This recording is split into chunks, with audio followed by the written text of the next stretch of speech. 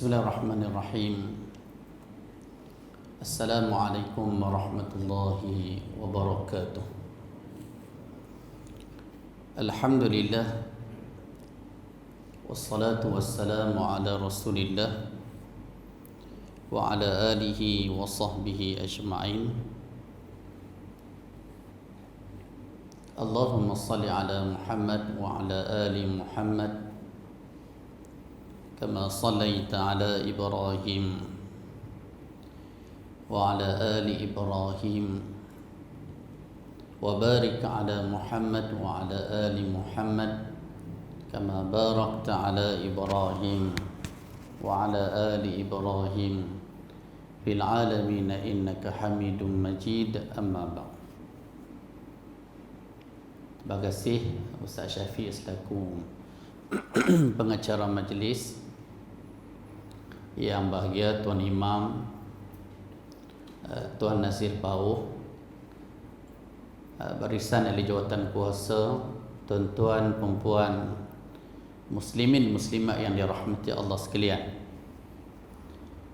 Alhamdulillah, bersyukur kita kepada Allah Subhanahu wa taala kerana dapat bersama pada malam ni dalam kita berada pada penghujung tahun 1441 Hijrah, dan malam ni kita bermula masuk tahun baru 1 Muharram 1442 Hijrah.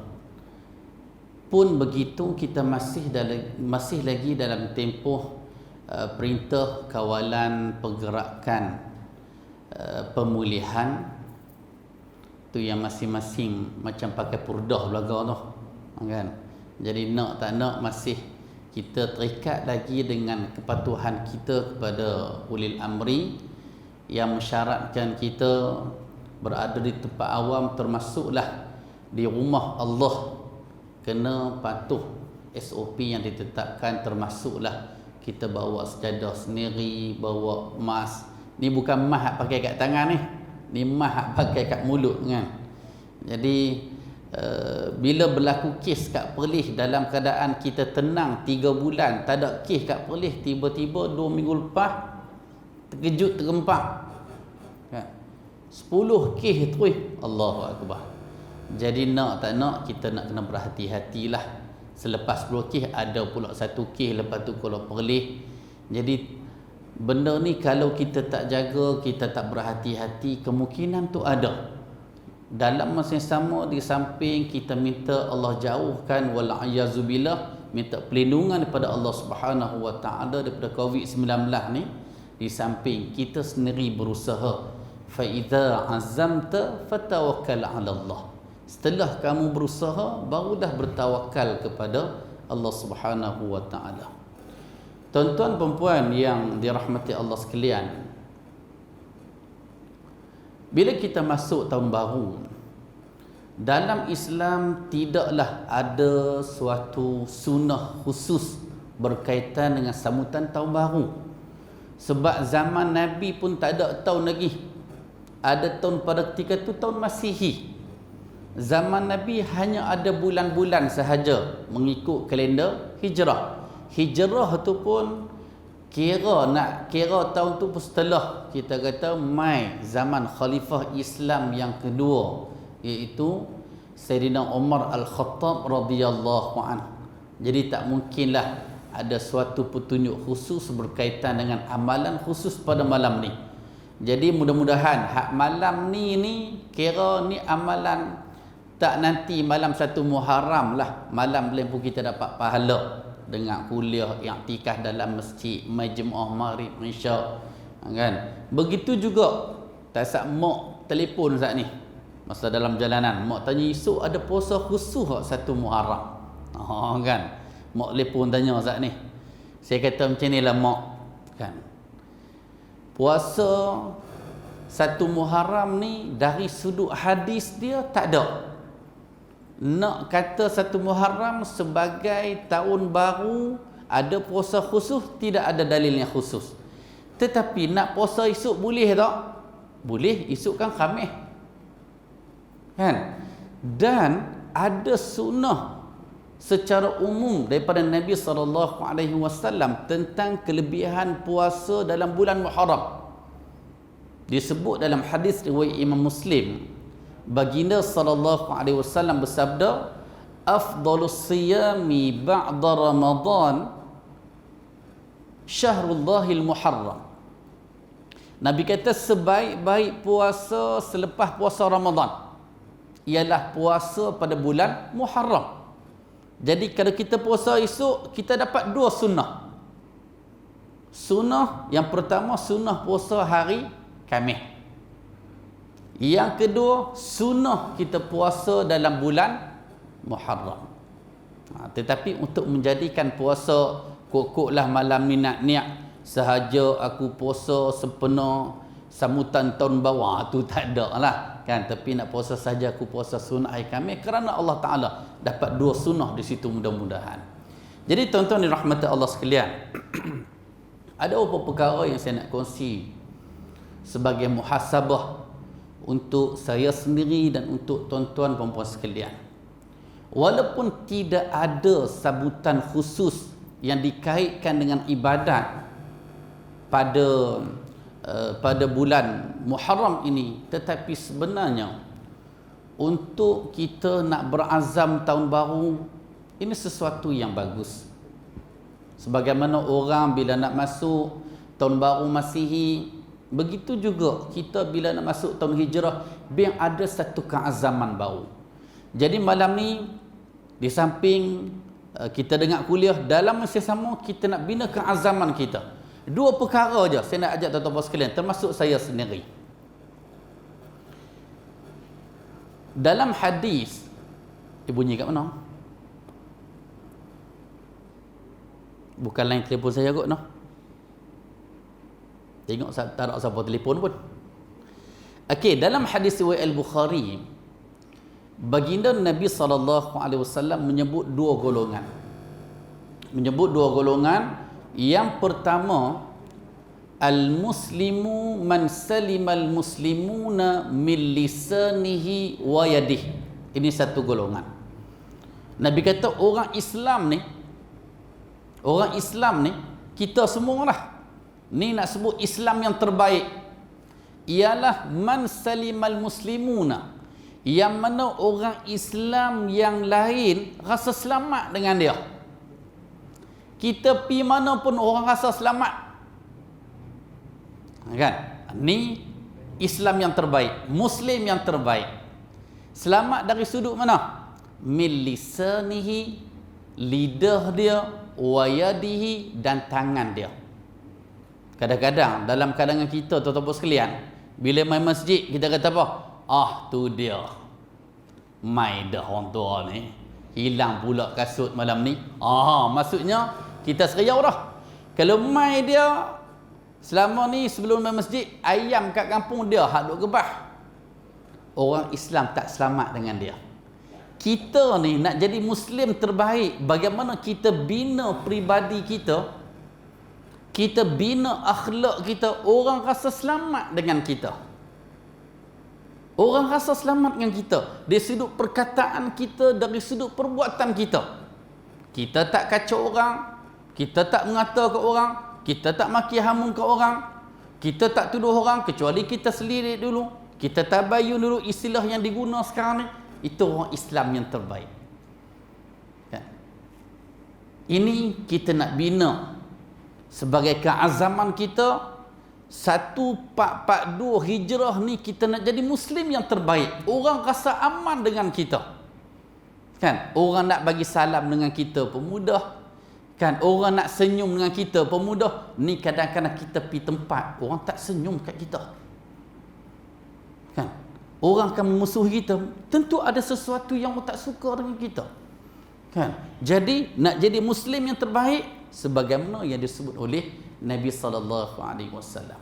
Yang kedua, Nabi kata wal muhajir, orang yang berhijrah. Nah, ni kita nak kaitkan dengan tahun hijrah ni, kan? Wal muhajir man hajara ma nahallahu an, Orang yang berhijrah ialah orang yang meninggalkan apa yang dilarang oleh Allah Subhanahu wa taala.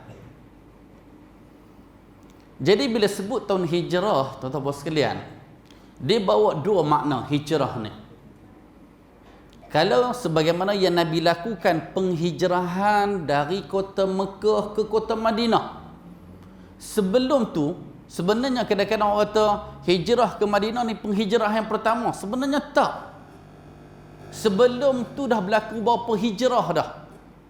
Nabi suruh sekumpulan daripada sahabat-sahabat Nabi yang baru masuk Islam pada ketika tu, yang mendapat tekanan daripada musyrikin Mekah. Nabi hantar mereka pergi berhijrah ke Habsyah, Ethiopia sekarang ni. Kan belah sepadan berdekatan dengan Sudan. Kan? Habsyah. Lepas tu hijrah kali yang kedua pun ke Habsyah juga. Dan sebelum Nabi berhijrah ke Madinah, Nabi juga sempat berhijrah ke mana? Ke Taif. Kan ke Taif. Bila berlaku penentangan orang Taif kepada Nabi sallallahu alaihi wasallam, bila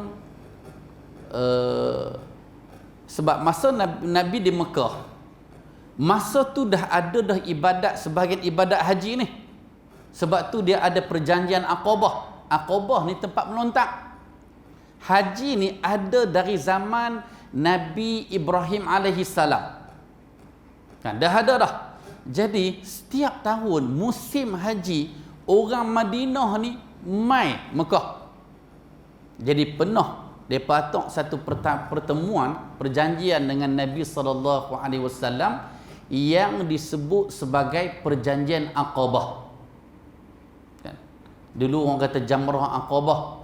Kan jamrah yang ketiga tu.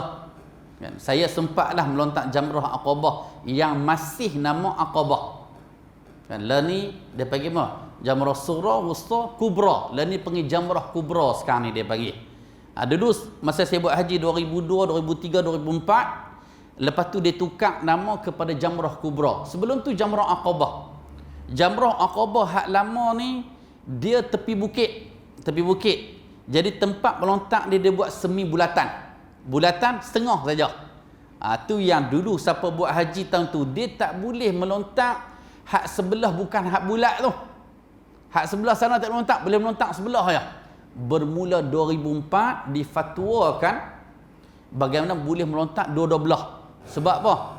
Sebab 2002, 2003 ramai yang terbunuh ketika melontak pada pagi hari raya Korban.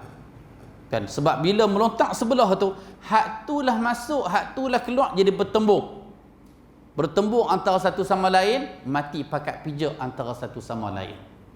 Kan sehinggalah yang semi bulatan tempat melontak Jamrah Aqabah tu lalu dibina, dia buat macam sekarang ni lah bentuk telur tu. Kan dia buat penutup tengah-tengah. Hak sini melontak sebelah sini, hak sana melontak sebelah sana.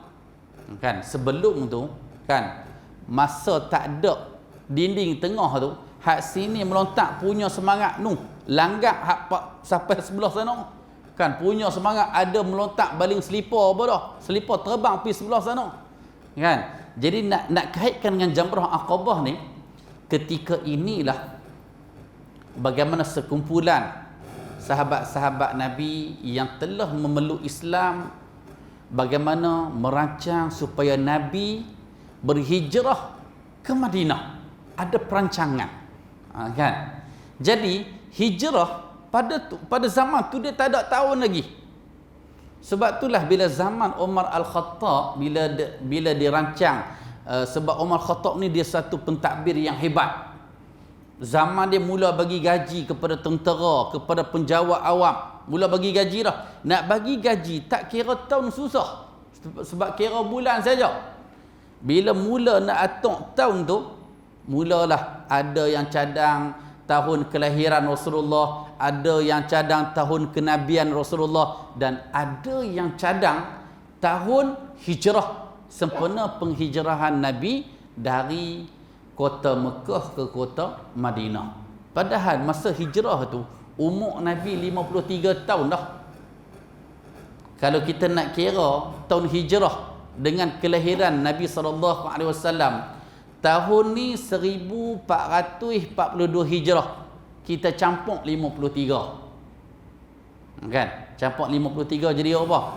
1495. Maksudnya 1495 itulah tahun kelahiran Rasulullah SAW mengikut takwim hijrah.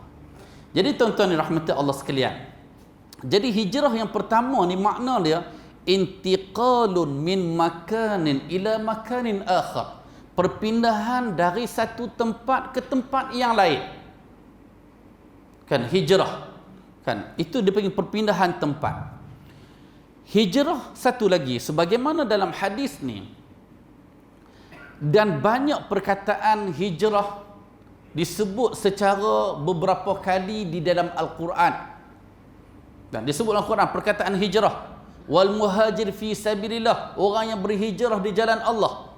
Kan? Dan saya nak kaitkan dengan hadis ni yang direkodkan oleh Al-Imam Al-Bukhari rahimahullah, bagaimana Nabi kata wal muhajir man hajara ma nahallahu an. Orang yang berhijrah ni Nabi kata ialah mereka yang meninggalkan apa yang dilarang oleh Allah. Dua benda ni tuan-tuan sekalian. Dua benda ni kita cadang dan kita rancang, kita jadikan sebagai azam untuk tahun hijrah tahun ni bermula malam ni. Yang pertama, kita nak jadi Muslim yang terbaik. Orang rasa selamat dengan kita, jiran kita rasa selamat dengan kita, kan? Anak-anak kita, suami kita, isteri kita, mak ayah kita, kawan-kawan kita, pekerja kita, bos kita, ketua jabatan kita rasa selamat dengan kita. Seolah-olah kehadiran kita membawa rahmat, kehilangan kita terasa. Kan? Beza tu. Kadang-kadang orang kata, sejak dia tak ada ni tenang hidup kita.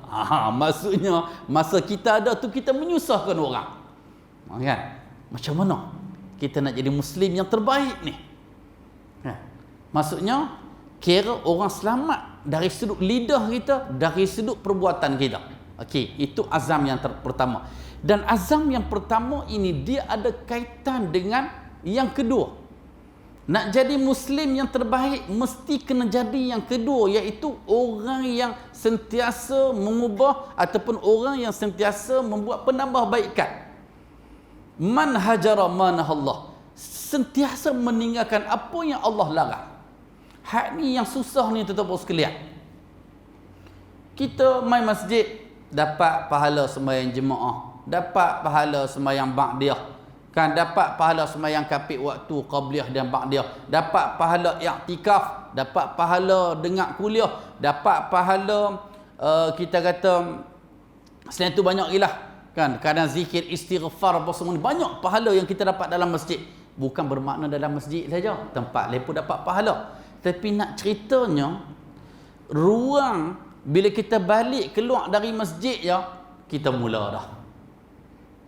Kita mula dah. Kadang-kadang kita susah nak jaga benda-benda yang terlarang. Susah. Kan? Kadang nak meninggalkan perkara yang Allah larang ni.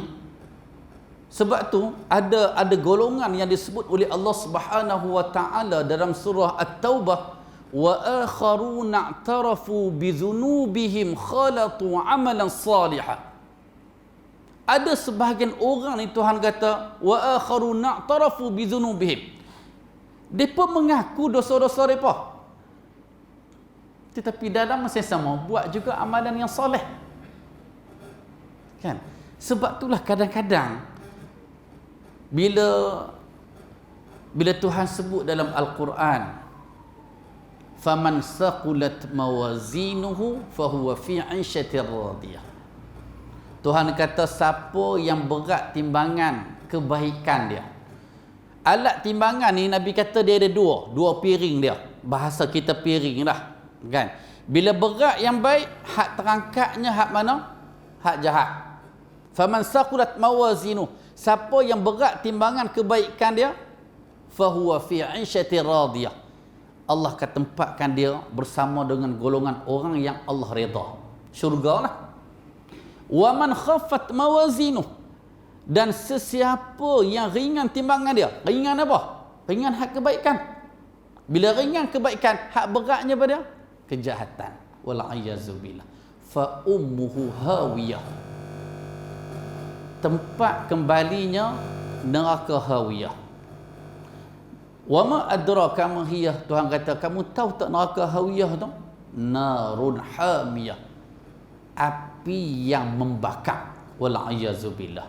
Jadi nak cerita di sini, kadang-kadang padan tak pahala solat jemaah kita, baca Quran kita, sembahyang sunat, qabliyah, ba'diyah kita, dengan kita keluar masjid, kita mengata ke orang, kita cerita aib orang, kan, kita sebarkan benda-benda yang tak tahu mai ke mana. Saya ambil contoh, lepas asar tadi pakat duk forward doa akhir tahun dan awal tahun, bawa pula hadis yang palsu.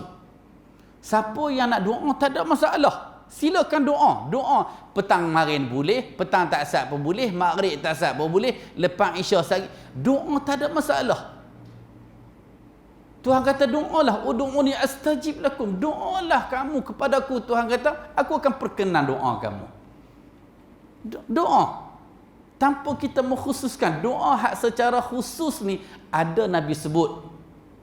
Nabi kata bainal ad-du'a'u bainal azani wal iqamah la turad. Doa antara azan dan qamat tidak akan ditolak. Salah satu la turaddu da'watuhum. Nabi kata 3 golongan yang Allah tak tolak doa mereka. Musafir, as-saim hatta yuftir, orang yang berpuasa sehingga berbuka puasa. Doa al-mazlum, doa orang yang dizalimi. Nak cerita di sini tuan-tuan sekalian, ada doa ketika Tuhan pada Nabi sebut ada tempat tertentu, tetapi ada doa yang secara umumnya boleh doa mana-mana tempat. Tetapi nak kaitkan dengan akhir tahun dan awal tahun, yang mana zaman Nabi pun tak buat, batu saya tak kisah orang nak doa masa mana pun. Tetapi isu yang saya nak sebut di sini ialah apa yang disebarkan petang tadi, sebahagiannya ialah dibawa hadis palsu yang la aslalahu, tidak ada asal. Apa doa dia? Apa hadis dia? Sesiapa yang doa akhir tahun, syaitan rasa rugi aku. Bila dia doa akhir tahun ni, hak aku kacau sepanjang 1441 Hijrah. Habis, sia-sia habis. Kan? Bila doa lepas maghrib pula, teriak syaitan ni. Sebab apa? Dia nak kacau untuk 1442 ni, jadi terganggu. Orang ni dah ada kekuatan. Kita kata syaitan nak kata tu siapa yang cerita? Kan? Siapa yang pernah dengar kata syaitan cerita macam tu? Kita kata benda ghaib mestilah sama ada Al-Quran cerita ataupun Nabi cerita.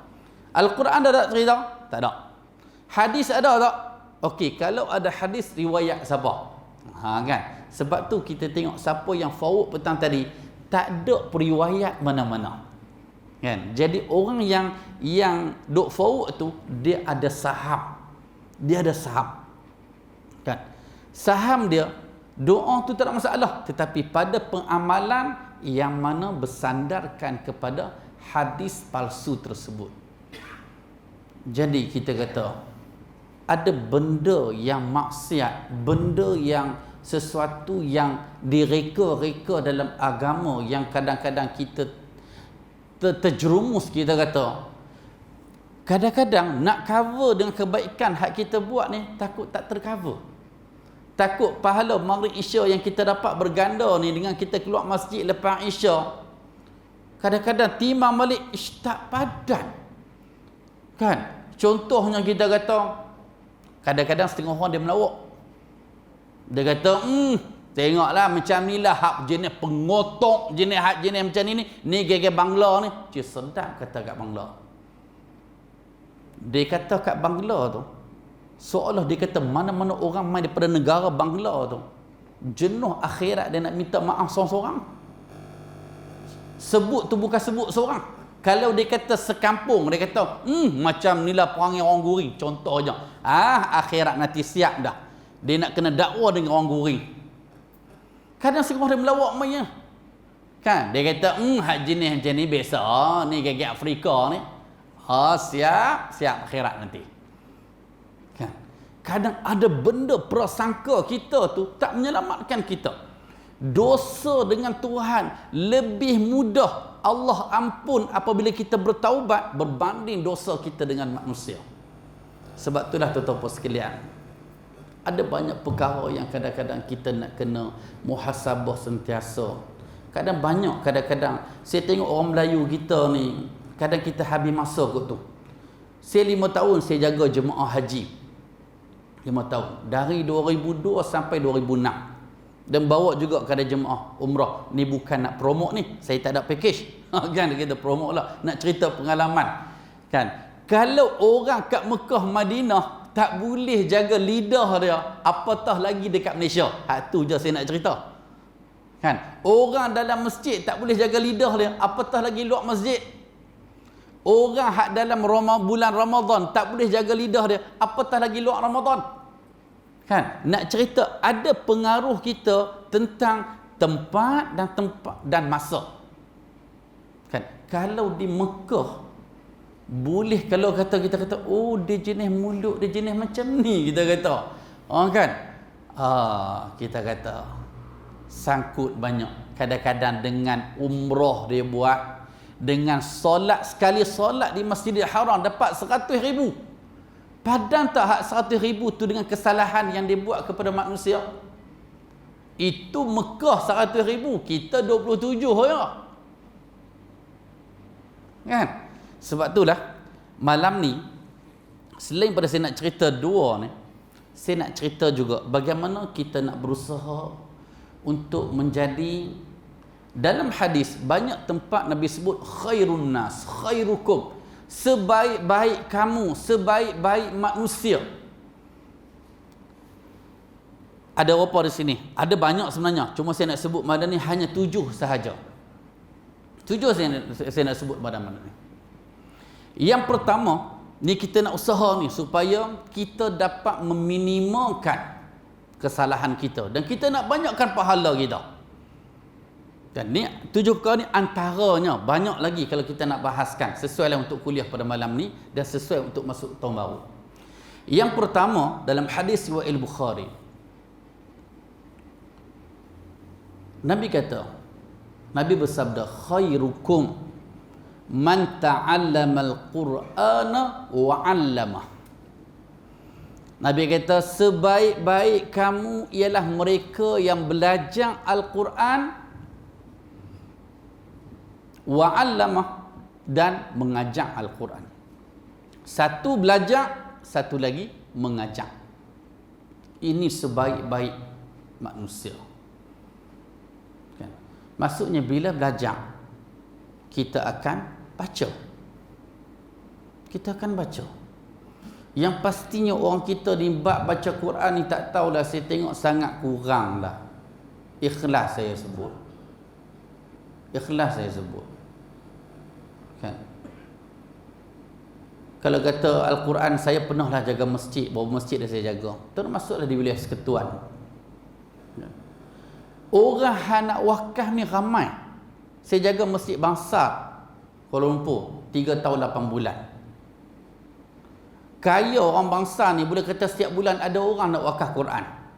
Masa orang nak wakaf tu, kita nak tukar Quran tu, ada Quran tak baca lagi pun.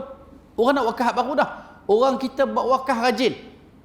Itulah ustaz, saya wakaf rajin ustaz, baca malah mengaku sendiri. Kan, dia mengaku sendiri. Kan, tambah hak sekarang ni pula kita, ustaz saya Quran tak apa nak rajin ustaz, WhatsApp saya rajin.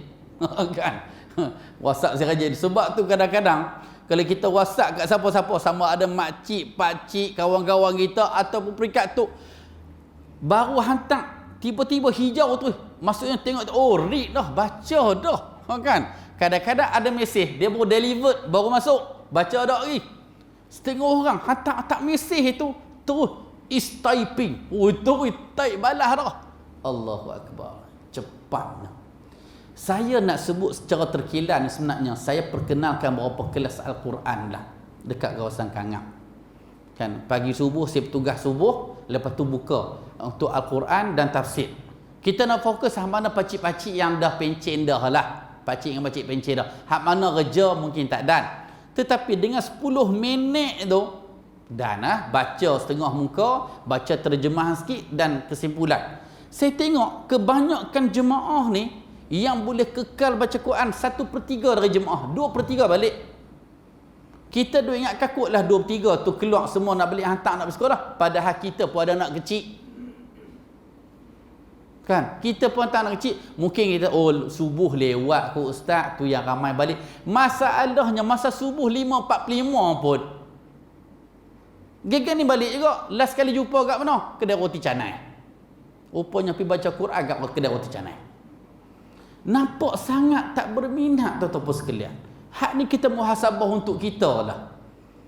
Kan? Adan orang kita dulu kira baca Quran ni hari nak mati tu. Pakat keliling baca masa tu. Bila dah mati pakat baca untuk sedekah pahala. Kalau amalan ini dilakukan oleh Rasulullah dan para sahabat, kita tak risau. Mudah-mudahan sampai. Kan? Dan kita tak pelik pun Imam Syafi'i pun berpandangan baca Quran kepada si mati tak sampai pahala. Kan? Tak apalah kita kata ustaz, saya nak ambil pandangan mazhab Hambali, ustaz kata sampai. Tak apa, silakan. Tetapi untuk kita, sebab apa kita tak baca semasa kita hidup ni? Saya hari ni pak mentua kawan meninggal. Kan, penolong kanan sekolah belah Kangap tu. Kan, baru 2-3 hari lepas kami kira rakan Facebook, kan jarang jumpa kan. Jangan jumpa duk kadang hak ni like dia, kita hantar dia like, dia hantar kita like, setakat Facebook lah. Dengar ni sihat, tiba-tiba apa meninggal. Allahu akbar. Allahumma fillahu warhamhu wa'afi. Nak cerita, mungkin kemarin di masjid, mungkin kemarin, kan maksudnya siapa yang ada usaha hari kematian habis. Sebab kita dalam kubur nak jawab semua tu, semua amalan kita. Kan? Kalau kata dah mati dah, masa tu baru nak ajak nanti kalau main malaikat kena tenang, jawab soalan elok-elok, boleh jawab ke kalau semayang pun tak padan nak menjawab tu. Kan? Masa kita hidup lah tuan-tuan sekalian, berusahalah untuk belajar Al-Quran dan berusahalah untuk mengajar Al-Quran supaya kita menjadi manusia yang terbaik dalam kalangan manusia. Yang kedua tuan-tuan sekalian, Nabi kata khairukum. Ini dalam hadis riwayat Bukhari. Khairukum ahsanukum khuluqa. Atau kama qala. Nabi kata sebaik-baik kamu ialah mereka yang ahsanukum akhlaqa. Mereka yang terbaik dari sudut akhlak.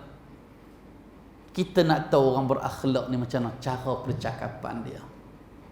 Tak mengherdik orang, cakap dengan lembut, cakap dengan penuh kemesraan. Kan?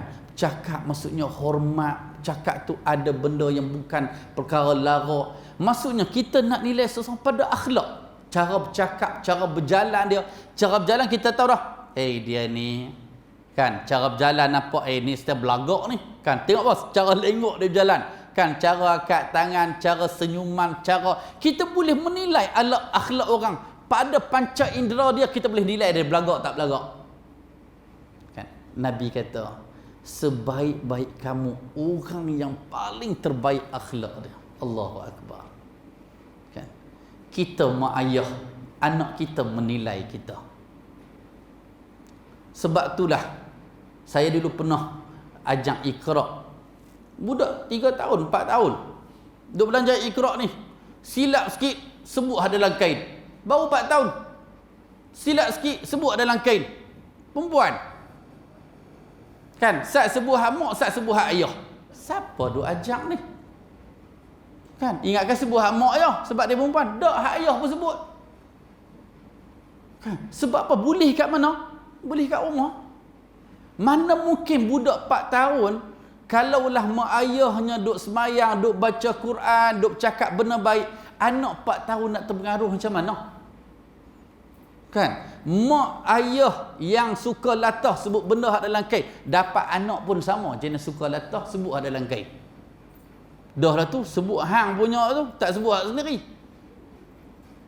Kan? Jadi akhlak, kan? Akhlak inilah menjadi nilai kepada orang lain. Terutamanya kita orang masjid, apa akhlak kita orang masjid? Kan? Kadang-kadang saya duk tengok, kan, ada jemaah kita lepas semayang keluar masjid je, sambil nak start motor, buat keluar rokok skrit tu, kan? Betul. Sambil keluar tu dengan serban pun elok, dengan kepiah, dengan jubah elok, keluar naik motor, sebelah duk pulas minyak, sebelah lagi puh duk buat, kan? Orang tengok, kalaulah merokok tak pakai kepiah, pakai baju seluar biasa, seluar jin, orang anggap biasa. Tapi kalau orang masjid, luar biasa. Sebab nampak akhlak tak baik. Saya bukan nak bincang haram ke makruh lah. Akhlak tu nampak tak cantik. Akhlak tak cantik. Berbeza dengan orang awam. Sebab apa?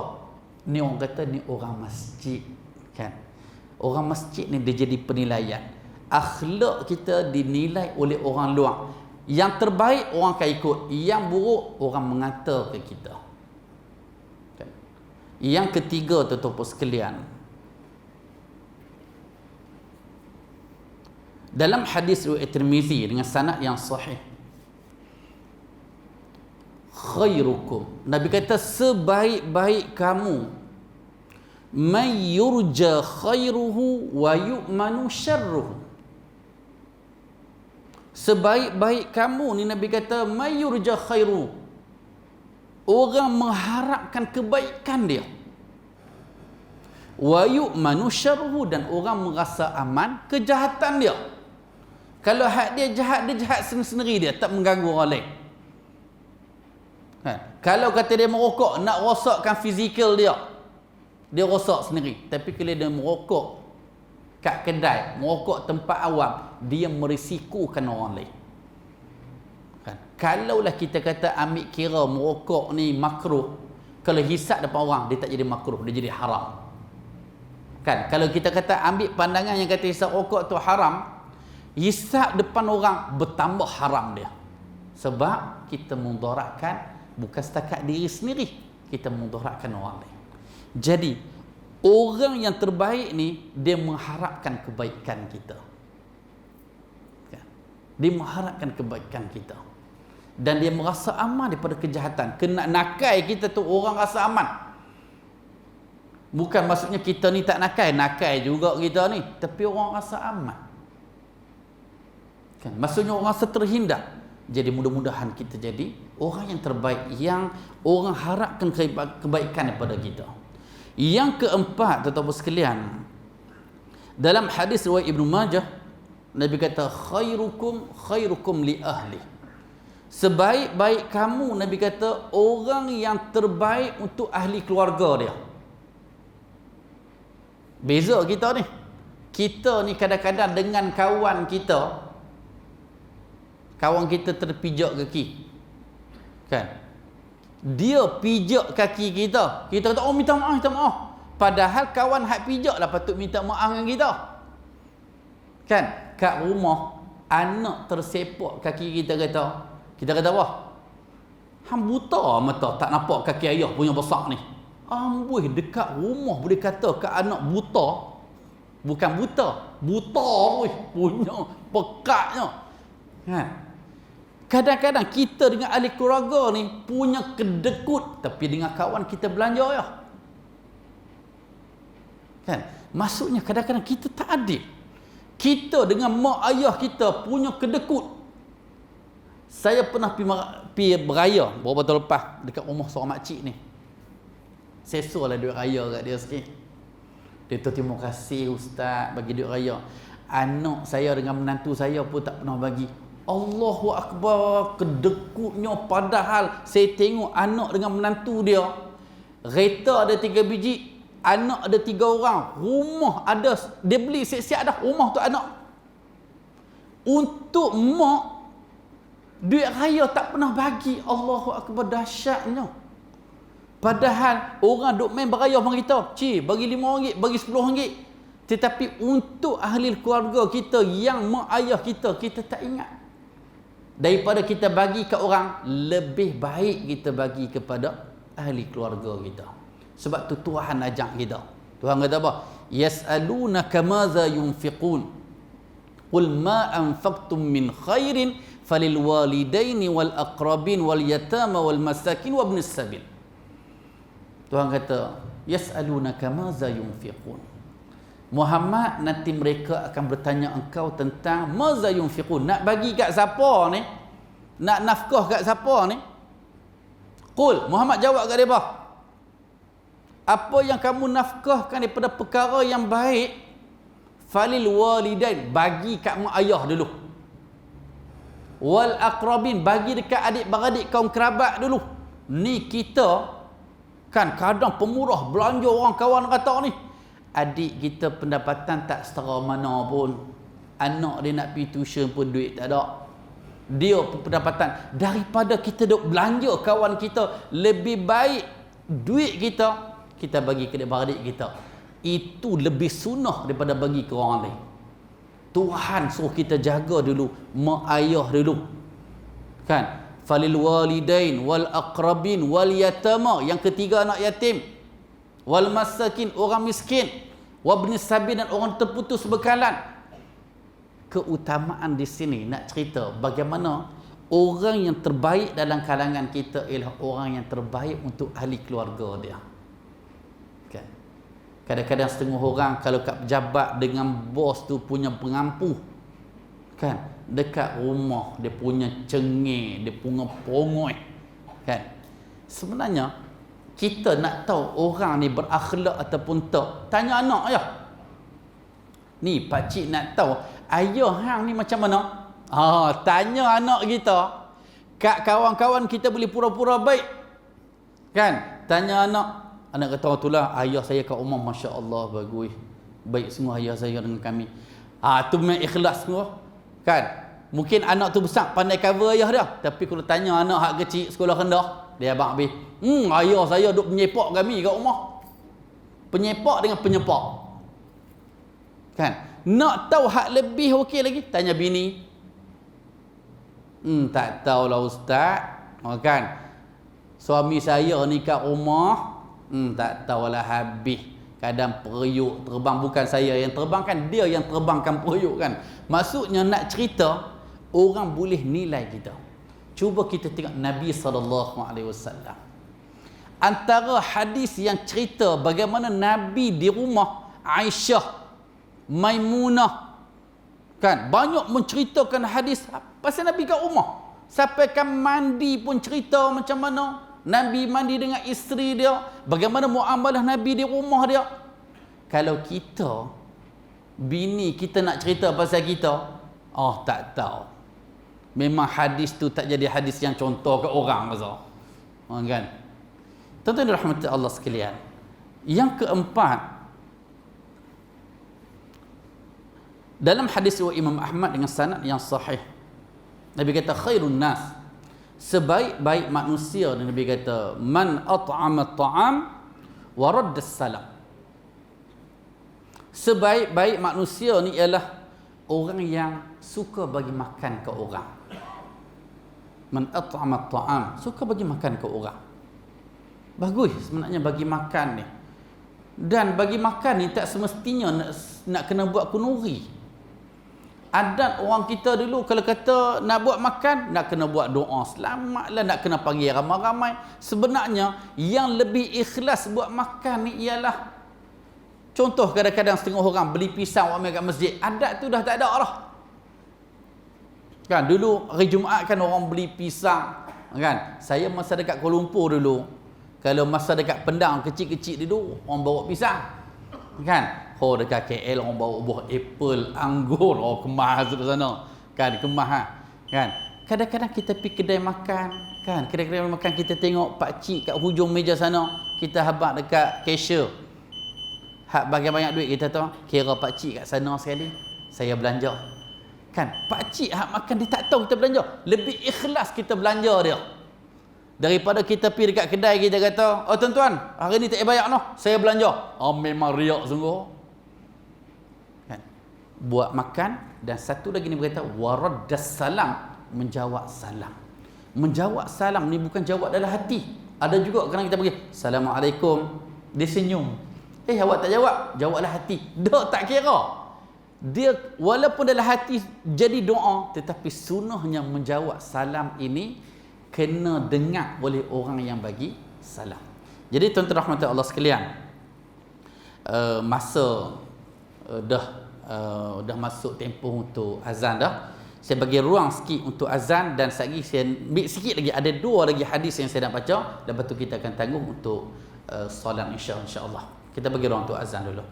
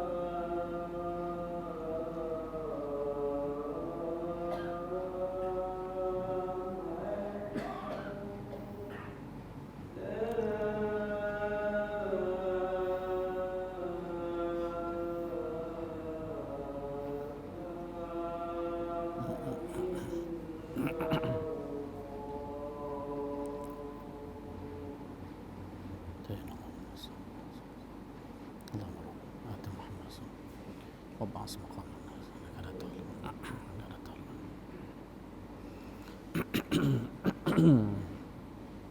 Bismillah. Bismillah. Tuan-tuan yang dirahmati Allah sekalian,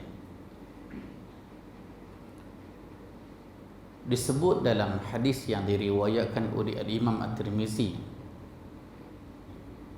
tentang manusia yang terbaik. Nabi kata khairun nas man tala umruhu wa hasuna amalu. Sebaik-baik manusia, Nabi kata, ialah mereka yang umur panjang. Siapa yang umur panjang, ini adalah manusia yang terbaik. Cuma Nabi kata wa hasuna amalu, dan baik amalan dia.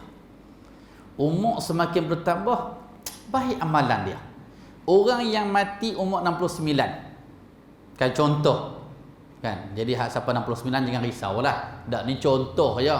Kalau ustaz sebut 42 segi umur ustaz pula, kan, kena sebutlah 69, sekurangnya ustaz nak sampai 69 tu ada 27 tahun lagi.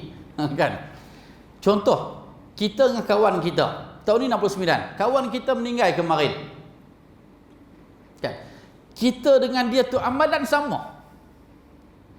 Amalan sama. Jika ditakdirkan kita mati tahun depan umur 70, kita dah lebih setahun dah. Dari sudut amalan, dengan berdasarkan umur kita, kita lebih setahun berbanding dia. Dan ada cerita pasal dua orang sahabat yang masuk Islam. Dua orang sahabat ni dia masuk Islam, dan seorang ni ibadat dia rajin dan dia mati berjihad di jalan Allah. Sahabat ni pula ibadat dia biasa-biasa je, kan. Jadi dua orang ni, hak yang mati syahid ni mati syahid di medan perang.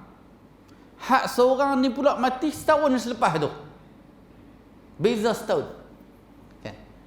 Kemudian Talhah bin Ubaidillah dia cerita, hadis ni dia riwayat dia lah. Dia kata suatu malam aku bermimpi, dia kata aku bermimpi bersama dua orang sahabat ni, hak mati dah ni. Hak seorang mati awal setahun, seorang lagi mati setahun lepas tu. Jadi kami tiga orang berada depan syurga. Duk tak lama lepas tu keluar seseorang, malaikat lah. Malaikat keluar bawa sahabat hak mati lewat sikit ni masuk dalam syurga dulu. Jadi toh dia rasa pelik. Ish, awak hak tu masuk dulu, patut hak mati syahid lah. Lepas tu malaikat keluar pula, bawa pula hak mati syahid ni masuk dalam syurga. Duk tak lama lepas tu malaikat keluar pula, kata kat Talhah, hang boleh balik sebab belum tempoh masa hang lagi untuk masuk syurga. Hebat sungguh lah. Talhah ni pun memang sahabat yang dijamin syurga pun. Duk esok tu bunyi cakap, sampailah berita ni kepada Rasulullah sallallahu alaihi wasallam. Rasulullah kata, nak pelik apa? Kan hak masuk syurga awal kan dia mati setahun selepas tu. Apa yang kamu nak pelik kan? Dia sempat buat ibadat ni, dia sempat puasa Ramadan. Jadi banyak ibadat yang dia lebih setahun tu mengalahkan sahabat hak mati syahid. Jadi tak peliklah siapa yang umur panjang, baik amalan dia.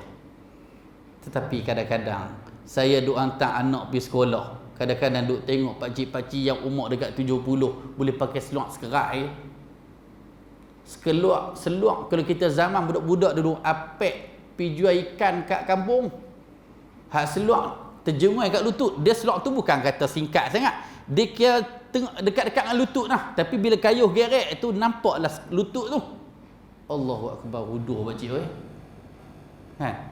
Jadi kadang-kadang umur yang tambah ni kita kata patut masjidlah tepat dia. Masjidlah, kan. Jadi tuan-tuan rahmat Allah sekalian, yang terakhirnya dalam hadis At-Tirmizi juga Nabi kata khairun nas anfa'uhum linnas. Sebaik-baik manusia ialah mereka yang paling memberi manfaat kepada manusia lain. Mudah-mudahan kita bermanfaat untuk keluarga kita, bermanfaat untuk masyarakat kampung kita, untuk qaryah kita kat sini. Kitalah yang memanfaatkan masjid kita ni untuk orang mai lebih ramai. Hak mana tak mai, sebab ada lagi duk mimpi kat rumah, dia duk dengar lama 4 bulan duk azan sallu fi buyutikum. Bila dengar asyhadu anna Muhammadar Rasulullah, dia tak perasan hayya ala solah, kita duk panggil mai sembahyang. Dia duk perasan sallu fi buyutikum. Oh, dia duk rasa hak tu lagi, kan. Lah ni 12 masjid hak kawasan Salang, sallu fi buyutikum lah, kan. Mungkin masa terdekat ni kira dah kes dah nampak okey dah, mungkin kita akan tarik balik langan tu. Apa pun tunggu titah tuanku ajar lah. Tapi nak cerita di sini ialah bagaimana kita menjadikan manusia yang terbaik apabila kita menjadi orang yang paling bermanfaat kepada orang lain. Jadi saya rasa sekadar itu sahaja tuan-tuan sekalian. Mudah-mudahan kuliah kita pada malam ni bermanfaat untuk kita bina keazaman baru, untuk kita masuk ke dalam tahun 1442 Hijrah ini, dan mudah-mudahan Allah memberi kekuatan kepada kita untuk kita bina keazaman baru, dan mudah-mudahan kita menjadi muslim yang terbaik dan kita menjadi orang yang berhijrah terbaik yang sentiasa meninggalkan apa yang dilarang oleh Allah Subhanahu wa taala. Wallahu alam. Aqulu qawli hadza wa astaghfirullahal azim li wa lakum. Wa sallallahu ala nabiyyina Muhammad wa ala alihi wa sahbihi wasallam. Assalamu alaikum warahmatullahi wabarakatuh.